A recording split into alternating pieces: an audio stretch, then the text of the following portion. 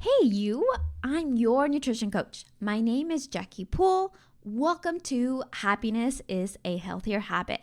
Let's get today's episode started.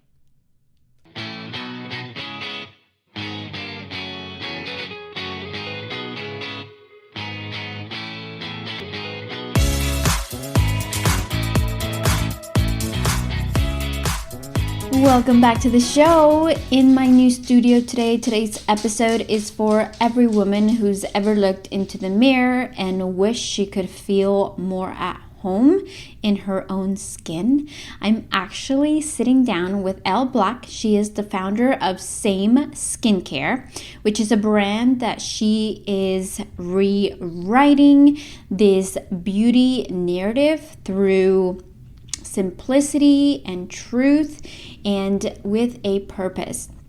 Elle didn't just create this skincare product, she really created this movement that rooted into the idea we are already enough, which Same is about being seen, feeling worthy, and honoring your skin with the same love you give others. So in this conversation, we're really going to dive deep into the power of showing up for ourselves with simple rituals that you can do, why skincare can really make a difference, especially with our fluctuating hormones and life stages, and really Elle's own transformation, how she has fueled this brand and really redefining beauty. So there is more than just skincare in this beautiful soul chat that we have coming up. So whether you're into your own wellness journey or starting to unlearn that quick fixes or quick fixed mindsets need to be changed, like this episode is really, I feel like, is going to ground you, inspire you, and really remind you that consistency is your own beauty. So let's get into it.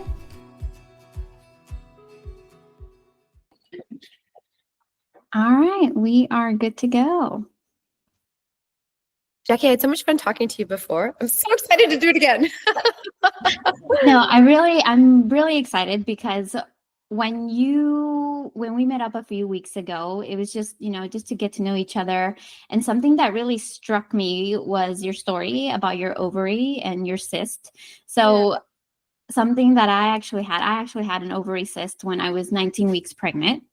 Oh my And gosh. if it was like a week later, I wouldn't been able to have the surgery and removed it because it would have been too far along in my pregnancy. And so when you ask the doctor, like, hey, what could have caused this? They don't really have an answer. They're just like, it happens. And so that's kind of where you're left in the, ether and just gonna be like, okay, okay, that just happened to you, right? But there's so many things that affect us. And so I want you to tell us about your story, what got you started with your skincare line. You are the founder of Same Skincare, which I'm like about to order on Amazon. I'm really excited to try the oil and stuff. So I want to fully dive into everything, just how you're impacting the beauty, the wellness space, and all of that good stuff. Yeah, that sounds great. And first of all, I'm sorry to hear about your experience, but it's really interesting. One of the reasons why I chose to name the company Same is because I realized as I started sharing my journey, my story, the first word that I heard back from so many girls was same. So many of us are having the same experiences, the same symptoms, the same time being ignored by our doctors, by the medical community, by the world, basically. And I chose that name for the company to remind us that there's a we-ness.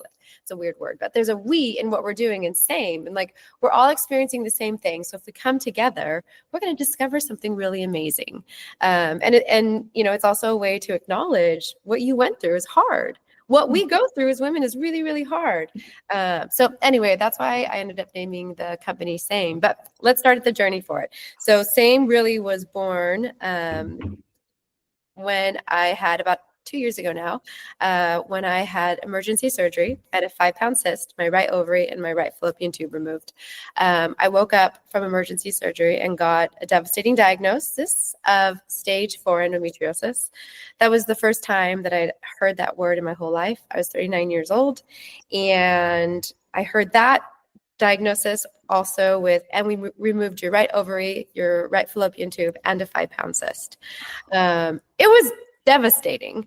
That came with a 6-week period of bed rest to heal.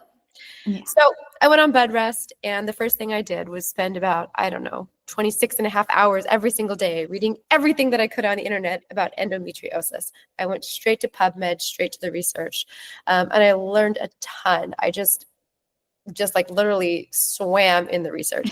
And I learned a couple of really interesting things. The first is there's actually not enough research. So there are no therapeutics and there are no diagnostics for people with ovaries that experience endometriosis. We really know very little about the disease. And then the next thing I learned is that there is a class of chemicals called endocrine disrupting chemicals, EDCs, and they're in everything.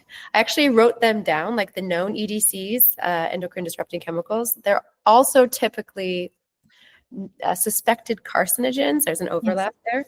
Mm-hmm. So I wrote them down, and for 24 hours one day, again, because I was on bed rest, I read every label of every product in my world. I'm talking dishwashing liquid, laundry detergent, candles, fragrance, shampoo, conditioner, everything. And what percentage of products do you think had an EDC in it? Oh, I'm pretty sure like 90%. Oh God, and it was actually 92. I was horrified. I threw everything else away, and started over. And when I couldn't find skincare, like the basics, that was EDC free, that also worked, that was how I decided to start Same. But it was really like a dual mission. I wanted to figure out how to give clean skincare to women, but also skincare that was on a mission to fund research. So I reached out to EndoFound, which is the nationwide endometriosis organization, and I hounded them.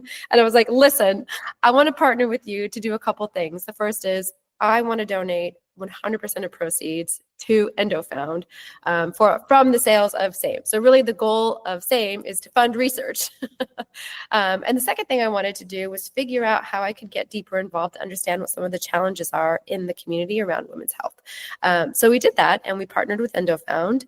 I have a lot of exciting things coming up with them that I can't talk about just yet, but you will be the first to know when I do. We will be looking forward to it. Yeah, so that's really how Same got started. And then I realized, as I got into the research more, again, because I was on 6 weeks of bed rest, I learned that our hormones are the key to everything: our skin, our mood, our cognition, our happiness, our sleep. And so I really wanted to understand how I could understand my hormones. Now, Same is starting with skin. Really, the connection between skin and hormone is kind of obvious. We remember this from adolescence, but we forget it as we've gotten older. So we're right in the middle of developing an app, which I'm super excited about, that makes the connection between your skin and hormones very clear. So what we've done is we've created a unique algorithm that helps your skin act as a biomarker for your hormones, right? And so we've actually got a prediction algorithm that will predict a hormonal breakout. We're getting ready to launch this, and everyone is welcome to try it. I'm super excited. The other thing that I learned is that you can use certain products at certain times of your cycle to get great skin every single day. And so we're also including these protocols that are very clean in our app. So it does two things. The first is it helps you understand what's happening with your hormones and how they will affect your skin. Eventually, we're going to move into mood, sleep, cognition, everything, but we're just starting with skin. And then it delivers you protocols to know what you should use at the right time based off of where you are in your cycle, and therefore where your hormones are, so you can have the same energy, the same sleep, the same skin every single day.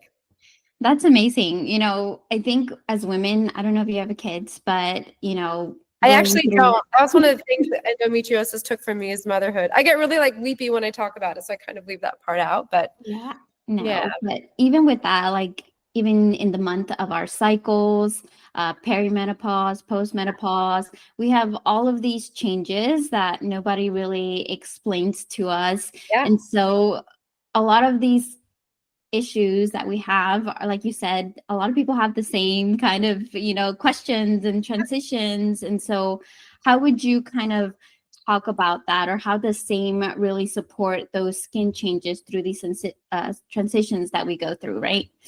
Oh, that's such a great question. So, what we're really looking at are what biomarkers are available.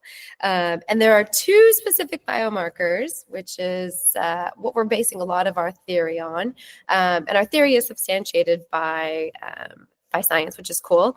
For SAME, our chief science officer, who's actually helping us validate all of our assumptions here, she was the chief science officer for the Calm app.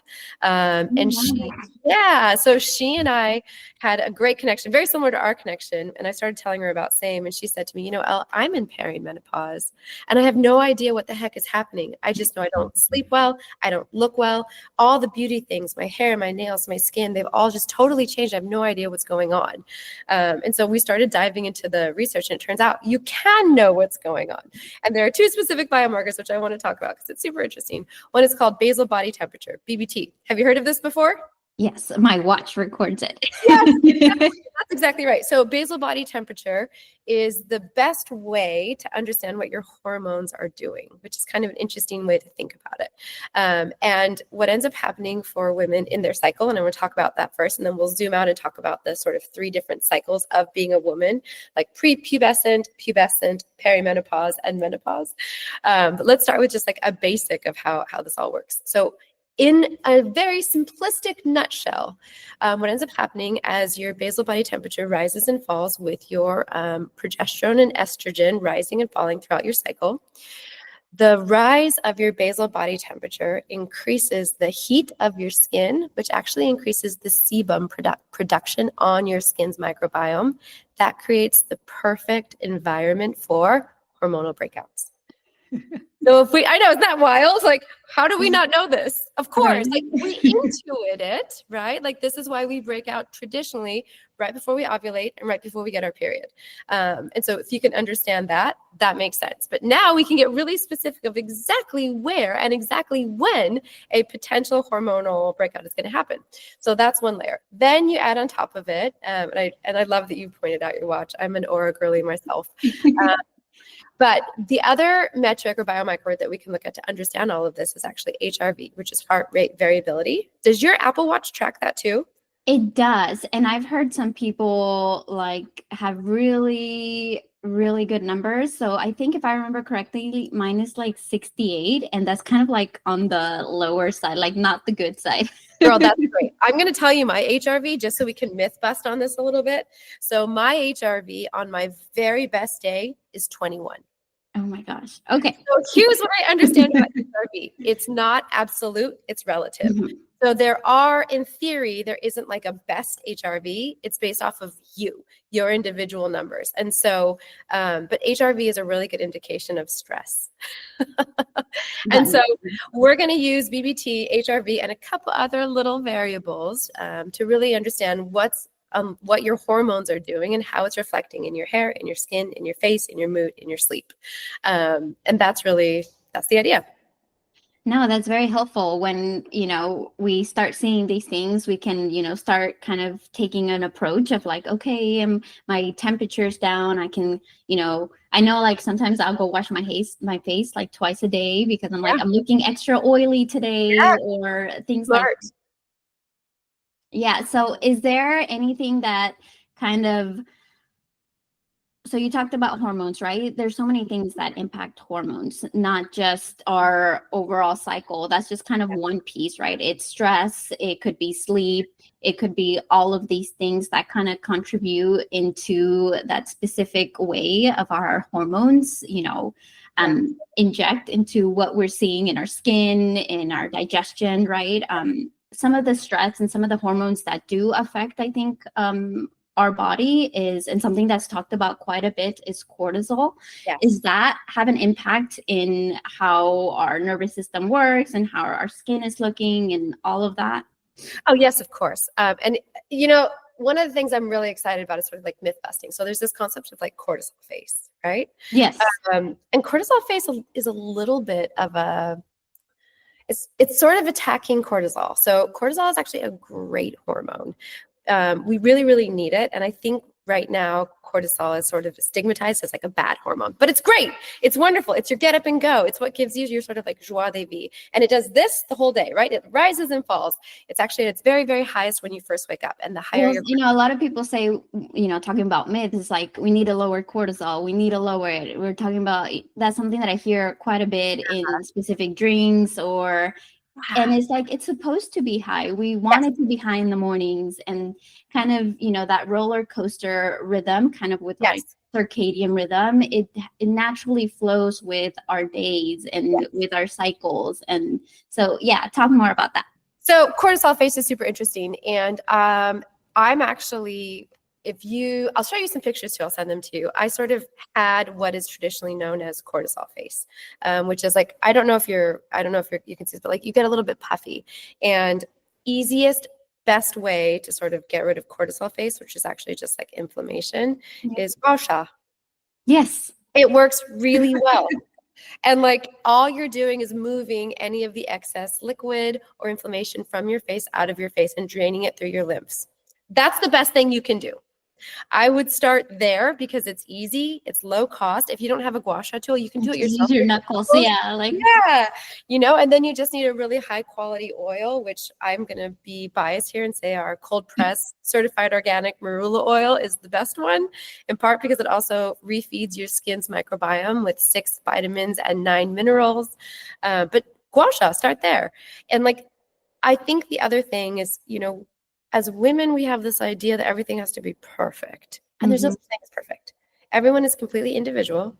Everything, you know, and I'm this way where I'm like, oh my gosh, my HRV is so low. I'm at 21. Do I need to be focused on my HRV? And the truth is, like, actually, I need to sit with myself and be like, okay, Elle, let your perfectionism go. There's no such thing as a perfect HRV. It's your HRV. What you have to do is not compete with everyone else, but you have to compete with yourself. How do I make sure that I'm feeling my best? This is what I would say about cortisol face too. And like, look, if people are trying to sell you apple cider vinegar gummies or any kind of like supplement to lower cortisol, be skeptical. I'm not saying they don't work. I'm just saying skeptical and understand that the way our hormones work is they're actually designed to be ups and downs because that's the rhythm of life. That's the rhythm of what it means to be a woman. And as soon as we try to do this to our hormones, which is make them stagnant, that's how men are. Their hormones don't change. Right. No, so good. Is there something that, you know, sometimes we think like, for example, I never know how to say it, the firming face or the washout, right?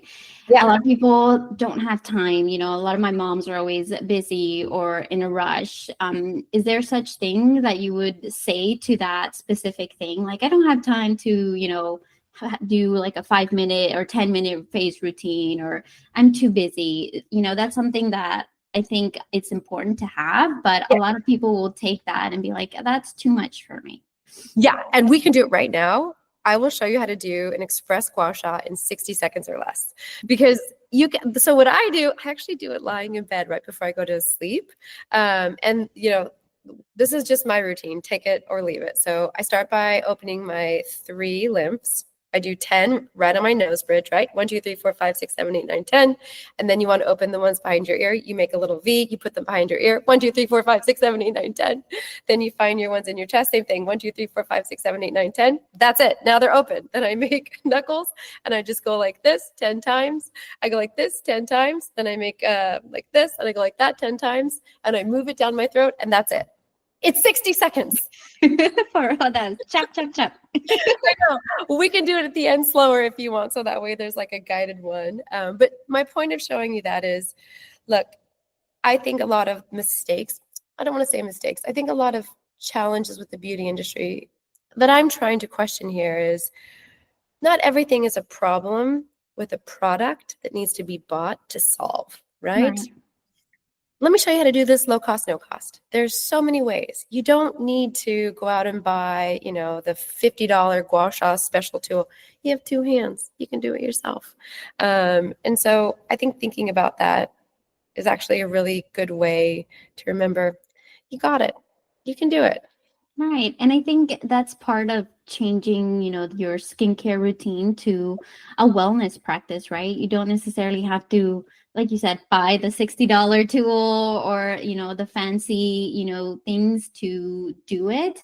Mm-hmm. Or, but just, I always see it as implement all of the things that I do, whether it's supplements, whether it's exercising, whether it's focusing on my sleeping routine, Yeah. how is this benefiting me as far as like my wellness practice, right?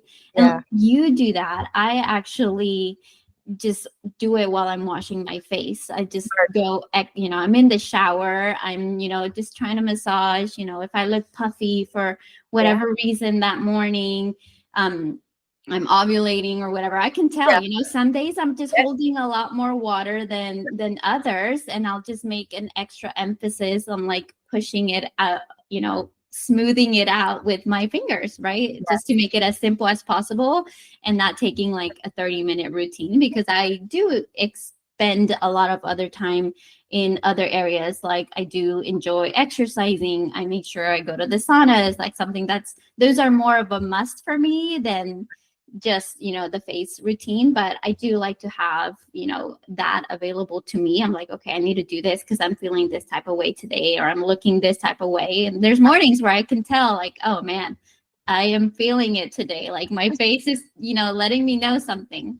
Yes. It's so fun you should say that. That's like exactly what I'm trying to do with this app. It's like our skin is telling us something. How can we use it as a biomarker to understand what's happening inside of us? And I guess, and I love this because it's creating that awareness, right? People, you don't know what you don't know. And sometimes it's just like, oh, it's just how I am today, or that's just how it is. So I do need to take this supplement, or I do need to go buy that thing. And I think the app actually might be such a great idea in implementing those things as far as, oh, I'm ovulating, or maybe that's why I'm feeling that. And just creating that awareness. A lot of people just don't know what they don't know. And it's such a helpful tool in giving us insight and learning more about ourselves and connecting the dots. I'm a nutrition coach. And so sometimes, when we put two and two together, like, oh man, I ate the pizza last night, and some people are like, oh, that's just how it is all the time. But, or when I tell them like, go gluten free or try not to do the sodas, like start connecting the dots of how you feel. I'm like, Yeah. oh, that does make a difference. It doesn't mean that you have to cut out the foods completely, right? But it will make you kind of second guess yourself or think twice, like, do I really want to have that extra slice? Like, I Yes. know I'm going to have these symptoms later. So it just creates that awareness and helps us make better choices in, the foods we eat, which of course also affect our skin and, Yes. all of those things. No, you're super right, and this is so fun. So we also have a part of the app that does pull in and ask you to self-report major skin-related triggers. So that's alcohol, sugar, and greasy food. Those are like known inflammation markers, right?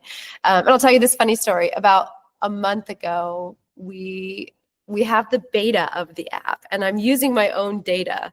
And so it was on Friday, and my business partner, who's a developer, she was like, okay, Elle, let's run the scenario, and like, let's see what it gives you.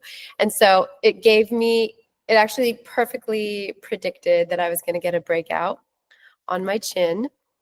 And it said, be sure not to eat greasy food, i.e. pizza, sugar, or alcohol. And then the way that it works exactly is it was like, hey, check your skin. Did you get a breakout on your chin? And I did.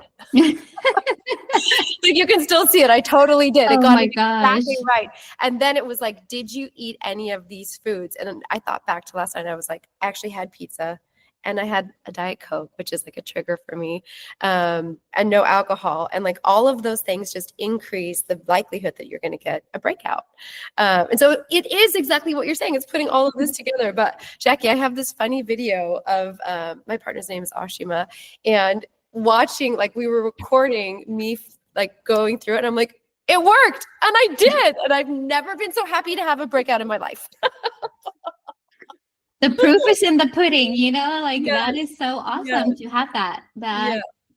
That is amazing. It's interesting. There's a lot of, like, wives' tales about like which side of your face you get breakouts on during ovulation is actually the ovary side that's ovulating. So there's all of this really interesting stuff that we're going to learn and discover and educate people on.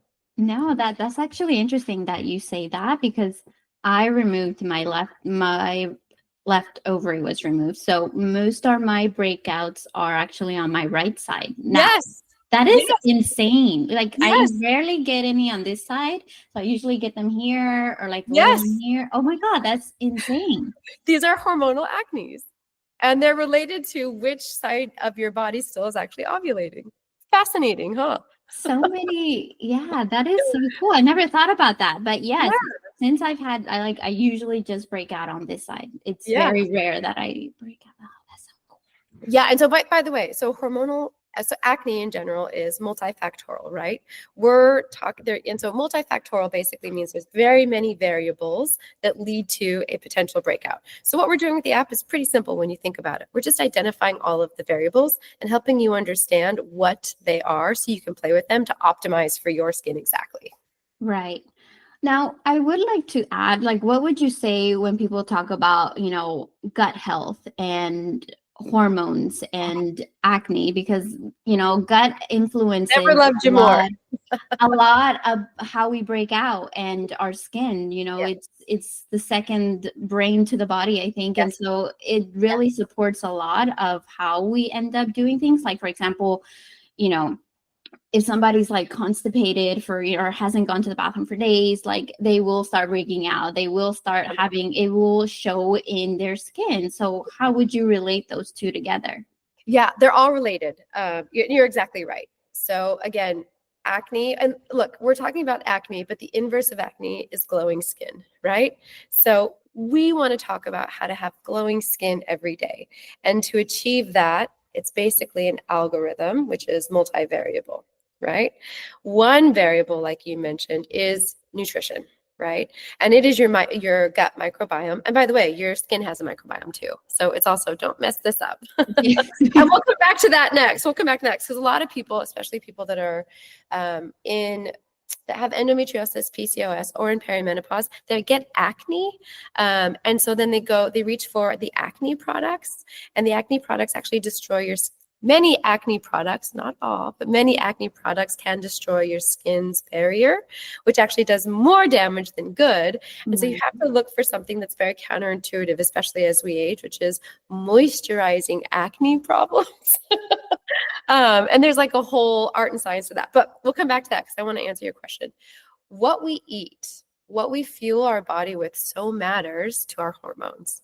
In fact, I would probably say it's the biggest variable. So when I think about like, how do you protect your hormones? How do you optimize them? I always start with number one, what can you actually affect, right? So make sure that you're doing your best to not ingest or have around any endocrine disrupting chemicals from the outside in, right? So that's food, microplastics, toxins, parabens, phenoxyethanols, like all these kinds of things. Try to protect yourself as much as possible. Then think about what you eat. That's totally in your control. And eat the best food you can and the cleanest water, and eat it with intention and care. And I feel like you probably can educate me more on this. No, I mean, I feel like it's definitely come around and it's more talked about, right? A lot more products these days, they label their things. Like the other day I was watching a commercial. I forget the brands. I think it's like Native. Oh yeah, like, only 6 ingredients, paraben free, sulfate free. Like I feel like gluten-free. yes, like all of but I feel like there's still something that's like, I don't know if it's not. I've tried it. Like I've used their soap. It dries my skin so much, so that's not one of like my. So I try to go for cleaner products, right? Yeah.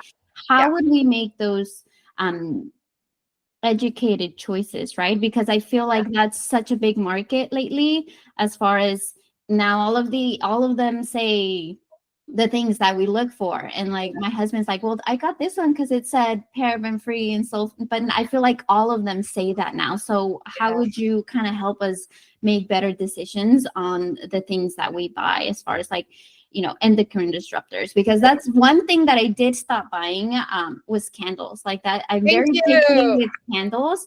And Yes. so either I have to know somebody that makes them, that they're natural. I don't buy them. Bath Body Works is not, getting my money anymore because, I yes, the house smells great, but, especially with the talk about fertility and the rates are going down, and not just, the United States, like all over the world, fertility is going down. And so all of these things do affect that. And so how will we make those choices and educate ourselves in making or getting better products? Yeah. Also, by the way, I want to commend you. That's awesome. You're doing great. This is like you're doing God's work here. So I think everybody, and this is the challenge here, right? If you worry about everything, you can't worry about anything because you're worried about everything. Again, this goes back to, especially as women, we have this tendency to want to be perfect solutions. Well, there are no such thing as perfect solutions. And so for me, what I did, and this is just what I did, and I would offer, as a practice for other people, pick 3 non-negotiables. And just be like, these are my 3 non-negotiables. For me, fragrance is a non-negotiable. I cannot have fragrance, period. Fragrance is also very challenging because there's all natural fragrances, which are like essential oils, basically, or even like pressed flowers.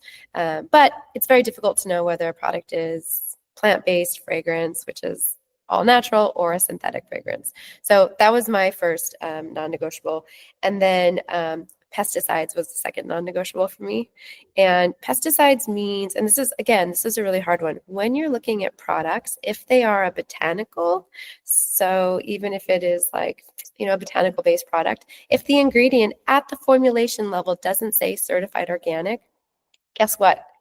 There's a very good chance that there are pesticides in the clean product. And I don't say that to scare you. I say that to educate, right? So Right. if at all possible, try to buy products that at the ingredient level say certified organic. That was one of the things I'm actually very proud of with Sames. Our ingredients all have certified organic at the formulation level. Now, that doesn't mean the product is certified organic because of the way certified organic works. You can't have certified organic water, for example. People don't know that. So those 2 things are sort of my non-negotiables. And then my third one was, and again, this is just for me, broad brush, was reduce as much as possible plastic. So, I'm drinking out of a plastic water bottle today because we ran out of water at the office, but I try to do as little plastic as possible. I carry around this like stainless steel standee with a glass straw. I'm trying to do my best, right? But everybody's doing their best.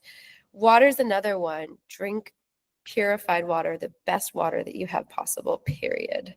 So that's what I would say. Like, find non-negotiables for you and be like, hey, I'm going to do 3 this year. And then next year, add another 3. And then the next year after that, add another 3. And now you're like habit stacking really, really good habits while also educating yourself on a very specific thing. That's something that I love because I won't buy candles, but I will occasionally wear like the perfume from Sephora. Yeah. So Yeah. like, and so yeah, you gotta kind of like pick and choose like where you want to, kind of like, it's okay. And it's not like I wear perfume every day or things like that. But I do like, I do want to smell nice, or I love that fragrance and I'm gonna wear it today and be okay with it. Yeah, I think it's very similar. And again, I think, you're gonna educate me more than I'm going to educate you here, but I imagine it's similar to when you're following a strict diet, you get a cheat meal, right? Because at the end of the day, we all need to have a milkshake. And so if your product version of milkshake is, perfume on a special occasion because it makes you feel good, that's more valuable than these very rigid rules that you've given yourself, which actually can cause stress, which can spike your cortisol, which can, do you see what I mean? Like, right. Balance. There's just so many things out there that as long as you're doing what you can control, I think that will be the best approach, because there's so many things that are thrown at us that it's way too much to handle everything. So I love that picking the 3 is such a good start. Yeah. Or even just one. Like this year, I'm just going to focus on this one thing because it can definitely be overwhelming because you're literally talking about everything from, lotion to sunscreen to Yeah. candles to air fresheners to, even the clothes these days, like where you buy them from. All of that is in there. Yeah. So it, we are bombarded with a lot Yeah. of things, and just picking, the three or the one, just to make it simple. If it's something that I guess, especially for my moms, right, that they have a lot of other things to worry about and think about, like just making that one or a couple of changes here and that will make a huge impact on their health. You're exactly right. It's so funny too, because we're talking about women, and that means we're in and around and supporting other people. I'm so annoying to my husband because fragrance bothers me so much that now I've moved on to his products. I'm like, you cannot have fragrance anywhere because now I'm around you and I can smell you and it's gross. It's funny because I'm so used to, like, I don't buy fragrances for the house anymore. And when I go to people's houses and they have it, I immediately like get headaches sometimes because it's so strong. Like I only wear very little. And so Yeah. when it's like overpowering, it's just like, oh man, it's way too much. Or when I'm like in the gym or the locker room and somebody's spraying, something, I'm like, whoa, like a bomb just exploded here with like blossoms, cherry, because Yeah. it's so like too much. Yeah. Well, it's super, yeah, all of this is super hard and it's funny. My main job, my day job is that I help other brands make clean products. And we're actually with a brand, and I can't mention who yet, but we're working on an all natural deodorant. Ah, Yeah, yes. it's super great. I've been trying it out, and I'm always like, "Ooh, tell me about your deodorant," because I'm working on this product for a client, which is super fun. But I think deodorant's a really hard one, right? Because it's super toxic, and at the same time, we want it to work. Right. Uh, And I've so tried many, and yeah, it's very hard. One thing that I have noticed that we are touching this base on deodorants is I've been very, going to the sauna very frequently. Like I go like 5 times a week, pretty much. yeah, It's non-negotiable for me, the sauna. And I find that my personal like smell and odor, like body odor, has definitely gone down when yeah, I've done the sauna more. So I've actually used less deodorant that I'm accustomed to. Because even my husband, like I have really bad like BO after like working out. And lately he made that comment like, you don't smell like as bad. I was like, oh, thanks. But I really want to say is like the sauna has been helping with that. And I have noticed that I've used like less deodorant these past yeah. couple of months that I've been so consistent with the sauna. Yeah, I think you're right. And by the way, speaking of sauna, what kind do you use? So I just go to like the regular gym, like dry sauna. Dry sauna. Nice. Mhm. Nice. I love a sauna. I have a red light sauna at home and I use that every day. I love it so much. It's Good. so great. It's not exactly the same as like a dry sauna, which I think is just, look, I'm from Phoenix originally, so a dry sauna. That's my happy childhood. I can do sauna all day, every day. I Yeah. cannot cold plunge. So it is, no, I cannot. Like I've tried it's not my thing, but I can just sit in the sauna. I've read that it's good for growth hormone, it's good for detoxifying. If you're holding water, like I feel like Yeah. I'm releasing that if I'm feeling puffy that day. So I just feel like overall, like so good. Like it improves VO2 max when you're like doing it. There's so many good things from like a sauna, whether it's infrared, dry sauna. So I rather just, yeah, I'm in Texas, right? So it's starting to get like 100 and more degrees out and about. And so I can be in the hot all day. I don't care if I'm sweating, but in the cold, I cannot do the cold. Yeah, I'm actually, it's funny, I'm the same way. And this is an interesting thing. So, a lot of coming back to like the lack of research for women, a lot of the research that we have, especially from the biohacker community, it's for men. And so it's just starting to come out now that actually there are two things that biohackers, of which that community is predominantly male, they really like Mhm. propagate. The first is intermittent fasting, and the second is cold plunging. And it turns out that both of these things actually are not good for women and our hormones as we age. And like this is the stuff that I feel like we need to be talking about. And I would love to know your opinion about intermittent fasting, especially for women. Yeah, so fasting, I actually have my own protocol, right? Ooh, tell me. So my dad was diagnosed with cancer when he was 28 or 32. I always mix the dates, but very young. He had most of his colon removed. Oh And my God. so I recently Sorry. had a colonoscopy.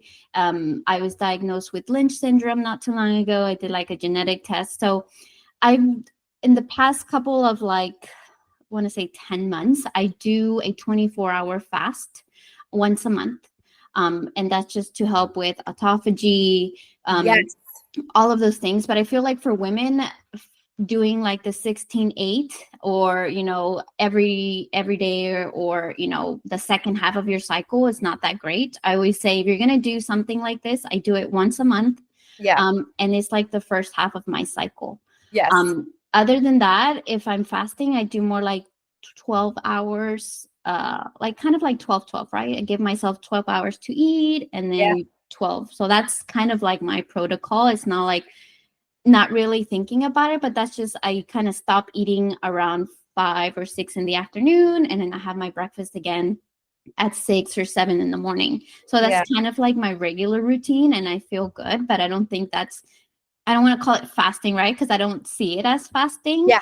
But my fasting protocol is doing it once a month, that 24-hour fast, which I've read is really more beneficial for your hormones and for women in general, instead of doing, like all of 16-8 or 14, all of those different kinds of fasting. Yeah, that's so funny. I will send you the research if you're interested. So I have an endo protocol that if I'm about to get an endo flare, which typically happens right before I get my period, I will do a 24-hour fast for autophagy too, and it wards it off. And so I'm curious, when you say you do your 24-hour fast, where do you have it in your cycle? Because your cycle syncing it, right? Yeah, so I try to do it the first 5 days of my cycle, So while you're on your period. while I'm on my period. Good for you. I do that when I'm getting a endo flare, and I have to tell you, it is hard, but you feel great. I actually feel better because, sometimes when we get our period, like a lot of people, have those symptoms or, don't feel their best. And I know some clients that had like migraines or get bloating or just want to lay down or backaches. And so I feel like it's funny. I told my brother-in-law one time that I was doing it. I was like, that sounds like torture. You're not eating, you're in your period. But I was like, I actually feel really good. I feel like I'm alert. I'm not focusing on what I'm eating. I'm Yeah. just kind of intuitive being with myself. I'm Yeah. not really thinking about food. And I just find because I've tried it when I'm not on my period as opposed to when I am on my period. And I just find it better when I'm on my period to do that specific protocol and Yeah. not worry about about food or what I'm gonna eat that day, because I'm just not feeling it sometimes when I'm on my period. Yeah, I love it. I totally get it. And what I also love is there is a lot of research that supports this for women. And at the same time, there's actually a lot of research that supports that intermittent fasting, these like 12, the eating windows is not good for women. And I think what we're talking about is, how do we create space for women to have these dialogues and to understand what works for men may not work for women. What I guess said politically, like people with penises versus people with little, but anyway, it matters, right? Like your biology matters, and it affects a lot. And so understanding how to dial yours in is the hard part. Right. And I had to kind of do this and test it out for myself, because a lot of people are like, why are you eating? Or, why can I do this one? But I've done a lot of reading and research, and I used to promote fasting. Like I used to think, oh, I felt good. But as I've gotten older and my hormones have changed, and right now I'm trying to have our last baby. I have 3 boys. And so we're in the midst of trying again. So and trying to be more in tune and putting all of these practices together to allow my body to, have one more. And so one of the things that I've actually thought about was well, now I have like one ovary. And, that's always kind of like a scary thought in the back of my head. I'm like, what if I can't, right? And my husband is going through, like, he got his blood work done and his testosterone came back low. And we've had all of these challenges. He recently had like surgery for hernia. And so I was like, we gave ourselves a year. And so we're slowly kind of like, he's feeling better. He's recovering. I'm, taking my prenatals, taking all my supplements, making sure we're trying to eliminate all of these endocrine disruptors, right? I know a friend that I dog sit her dog for like almost 2 years, and she struggled with, having her baby. She recently just told me that she got a pregnancy test back and it came back positive, and I'm so happy for her. But all of the things that she's gone through, I feel like they're more common now, right? With all of these things happening. And so we have to kind of find ways. And nobody taught me this. I'm slowly kind of figuring things out on my own. And so I think it's up to us to take charge and make those decisions. And company like yours, same, definitely brings that front forward to me, because I know now, like, oh, I can make this better choice, or I can choose that instead of these. Because even though things say clean, like I'm a frequent Sephora shopper, like that is my for makeup, even the clean brands aren't as clean as they say. Yeah. No, clean is a term that means something and nothing. And right. And that's the problem, is everyone has different thresholds. And honestly, making products that are really, really great that also work is really hard. I mean, I've got like so many formulations of reformulations of our product that we're like working through in the R&D process, which is so fun. Like, it's so fun to make products, but it is so hard, just constantly being like, okay, right, but does it work? Okay, right, but is it shelf stable? Okay, what kind of packaging? Okay, how do we make sure that, people can use it? And how do we make it affordable? So that way everybody can have great quality products. And it's not only available to like a teeny tiny percentage of people. It's a big, big challenge, but it's very fun. No, I'm really excited. I'm excited to try the oil. That's what I've been looking at, because that's usually what I like to use to like moisturize. So I have a brand that I use. But I do want to add, maybe what can we give some of the listeners today, maybe some tips for them to feel more confident in their skin, if they don't know where to start, or what things would you simply recommend to help with their skin? We talked a little bit about the massaging of the face. What other things would you recommend for them to start doing something? I think something that's really easy, and again, low cost, no cost, is sync your products to your cycle, right? So that just means first know where you are in your cycle, and know in general, hey, there's time, like you have to kind of track your skin for one whole cycle to know how your skin reacts. Once you do that, then you can figure out, okay, now I can expect breakouts. Now I need more moisture. Now I need more, oil control. I want to rebuild my barrier. You can figure out what to do next once you have this base layer of, hey, here in a 24 to 28 day period, here's how my skin reacts every day. Then you can optimize on top of it. And then I'm going to give you some really, really funny, like a funny but free advice. And I feel like we're actually pretty similar, which is awesome. I always tell people, take a minute before you're washing your face or after you're done and before you put on your makeup. Just look yourself in the mirror and thank your body. Just say thank you. Like, you're doing a lot for me, and I'm trying my best here, and you're trying your best here, and we're going to figure this out. I know it sounds so crazy, but when I was going through my endo journey, I would often just like talk to myself and ask my body, what do you need? Tell me what you need. I want you to feel great. Tell me what you need. And then take the time to listen. So that's what I would say. Like, if you're struggling with acne, if you're struggling with, dull skin, if you're struggling with just not feeling great in your skin, ask your body what it needs and then listen. I love that. That's something that we're always on the go, or I feel like I always recommend to slow down, take 5 minutes to yourself. Yep. But sometimes it's easier said than done. And so we forget to, I used to say it's okay to, talk to yourself Just don't answer yourself. That might be a little crazy, but it's okay to talk to yourself. Your body's listening, and it makes such a difference. One exercise that I actually love to give my clients is to look in the mirror and just say, I love you. Yes. I find that is very hard for some individuals to do because, we start nitpicking like, oh, I look fluffy today, or, oh, I gained some weight, or, oh, I don't like my smile, or, oh, I'm like having some wrinkles here, whatever the cause. Like we always find something, right, to nitpick, and just saying, taking some time to really hear ourselves out and to show ourselves gratitude. Like, thank you for allowing me to be here. I'm, whole, I'm functioning. I'm, just having grace for yourself, I think is one of the most important things, because we're always just everybody else, and we just forget to really love ourselves and give ourselves grace. I think that's one of the things that we let go of as we get older, and just kind of go with the notion and the motions of everything we have to do.